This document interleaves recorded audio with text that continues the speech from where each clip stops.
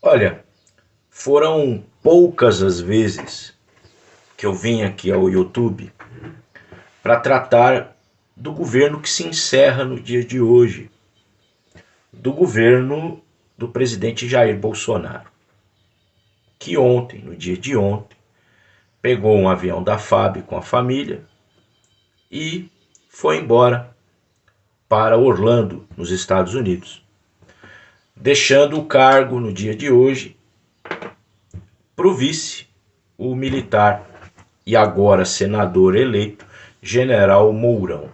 Foram poucas as vezes que eu falei sobre o governo Bolsonaro aqui no YouTube. Se não me engano, uma vez foi comentando sobre o livro do colega professor Paulo Giraldelli, A Filosofia Explica Bolsonaro. Acho que foi uma das poucas vezes que eu vim aqui expor um pouco, né, analisar, fazer reflexões sobre esse governo. E por uma razão evidente. Uma razão evidente é justamente a divisão que se instaurou no seio da nossa sociedade a partir do bolsonarismo. E aí a gente vai, de certa maneira, com um olhar mais distante, um olhar mais científico, começar a separar a figura do presidente, o seu governo e o bolsonarismo enquanto fenômeno das massas. E é fenômeno das massas, né? Tanto é que, mesmo derrotado na última eleição, o ex-presidente, o agora ex-presidente, conseguiu impressionantes 58 milhões de votos. E, claro, né, só poderia ser superado por uma figura histórica como o presidente Lula, que teve pouco mais de 60 milhões de votos e amanhã inicia o seu terceiro mandato. Então essa divisão no interior da nossa sociedade, né, é perigosa, inclusive, belicosa, aqui mesmo nas redes sociais. Isso aqui se tornou um ambiente de belicosidade, de animosidade entre as pessoas. Em algumas situações, isso acabou transbordando em violência. A gente teve durante as eleições um exemplo, né, do rapaz que foi alvejado, que trocou tiros no seu aniversário, no meio da campanha, lá no Paraná, por estar comemorando a data, tendo como, vamos dizer assim, tema da sua festa o Partido dos Trabalhadores, o presidente Lula, etc. Isso virou um confronto que acabou resultando na morte desse rapaz no Paraná. Esse é um exemplo entre outros. Fora as agressões, fora as ameaças, fora as brigas nos tribunais, as brigas jurídicas, etc. Uma divisão, inclusive, evidenciada nos meios de comunicação, em parte, meios mais críticos e reflexivos, em outra parte, uma mídia alinhada ao governo e dependente dele, de certa forma.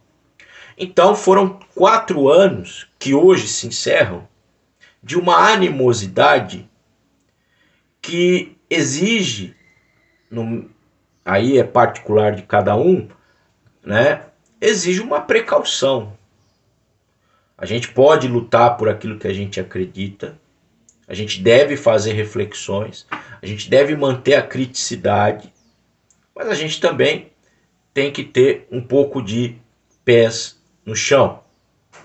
E como historiador e como um homem das ciências humanas, é necessário muitas vezes um distanciamento e uma observação para aí depois a gente ir construindo um entendimento de tudo o que aconteceu. A história, a história do tempo presente, ela é carregada de problemáticas. Por quê?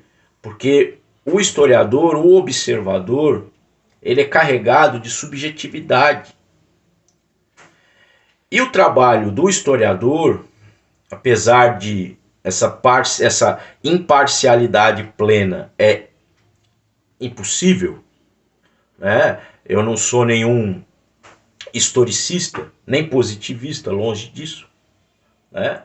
A minha linha de pensamento namora muito mais com o marxismo, mas de qualquer forma, esses últimos anos eu preferi observar as coisas mais distanciada e não ficar fazendo reflexões por aqui. Bom, o tema desse vídeo é os 4 anos do governo Bolsonaro. Eu não vou esgotar esse tema num único vídeo. Eu acho que com essa mudança na condução do país, vai ficar mais facilitada, né? Vai ficar mais facilitado o nosso trabalho de análise, né? Porque aí já vai ter, de certa maneira, passado um pouco essa animosidade presente no país. Pois bem, nesse vídeo a gente pode tratar, por exemplo, o que conduziu Bolsonaro ao poder e o que transformou um deputado do baixo clero em um fenômeno de massas. Que é isso que aconteceu. Essas pessoas que ainda hoje estão nas portas de quartéis do exército, de certa maneira, eu entendo, elas já carregam consigo uma certa predisposição. Elas já carregam consigo, eu não diria ódio, mas eu diria um certo rancor com o Estado brasileiro.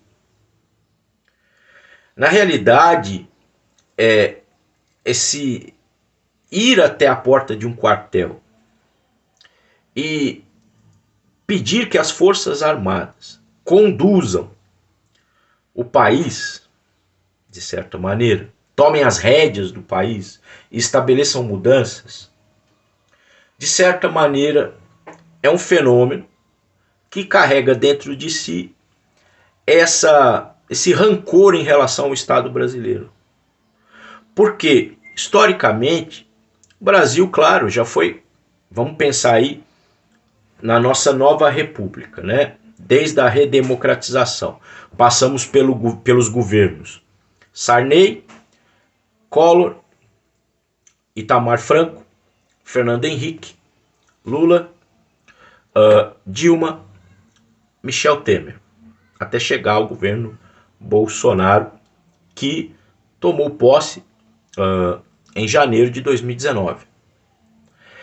E então, a gente olhando pelo espectro político, a gente observa que nós tivemos governos conservadores, um governo Collor, governo Sarney, nós tivemos governos neoliberais, como o governo Fernando Henrique, né?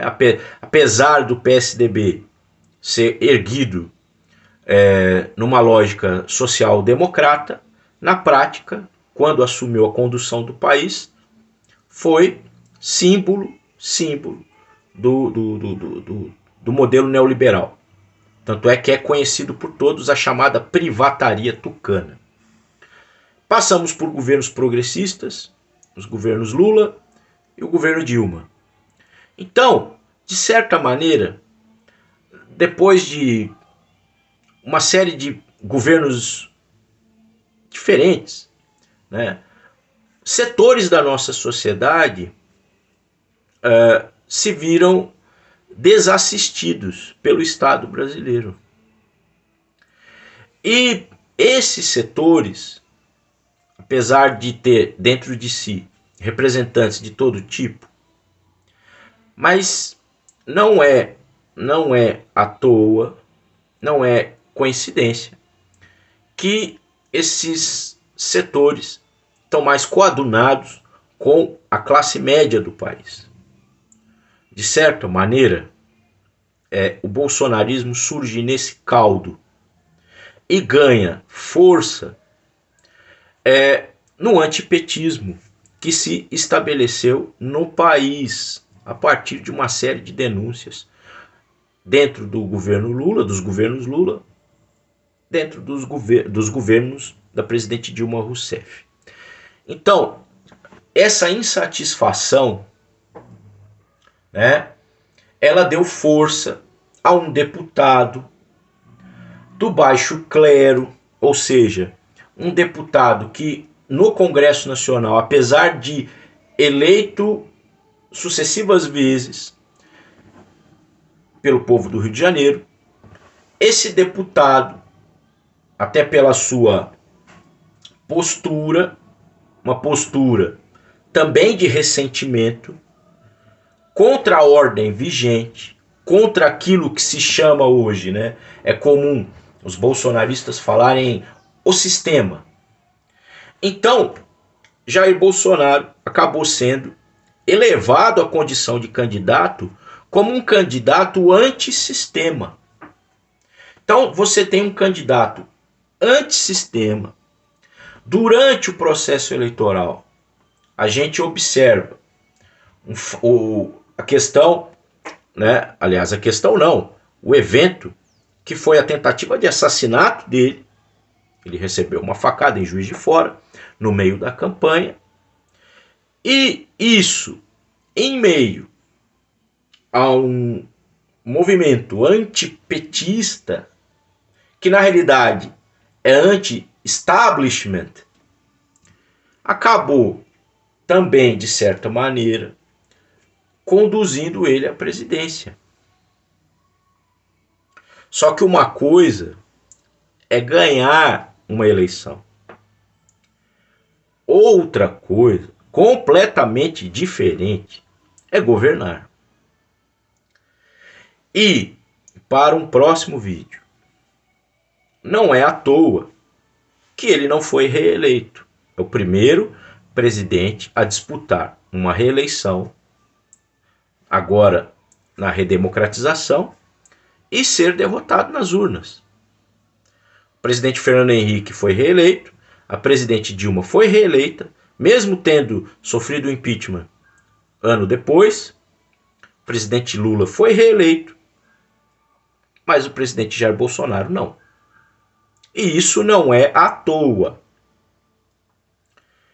Cometeu erros, e muitos, porque governar é outra, requer qualidades, habilidades, competências que estavam realmente muito além daquilo que ele, na realidade, poderia oferecer ao país.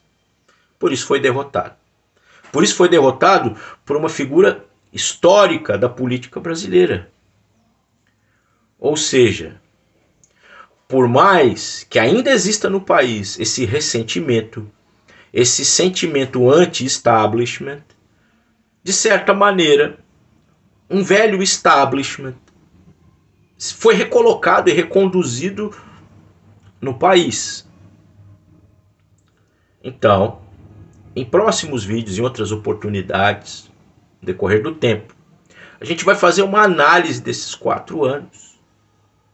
Como que um governante, de forma surpreendente, foi conduzido ao Palácio do Planalto e, pela primeira vez, ao tentar se manter no poder, acabou derrotado. Merece uma boa reflexão de todos nós das ciências humanas. Um abraço.